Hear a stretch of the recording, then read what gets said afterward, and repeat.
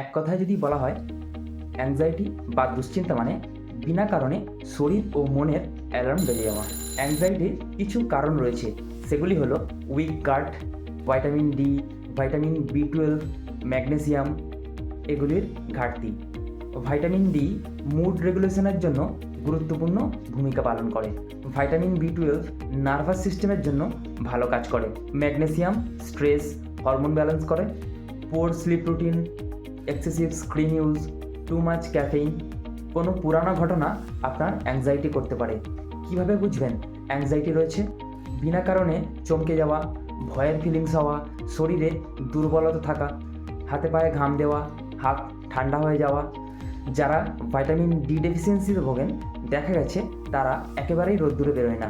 সকালে 10 থেকে 15 মিনিট গায়ে রোদ্দুর লাগানো উচিত। সাথে সাথে ডায়েটেও নজর দিতে হবে।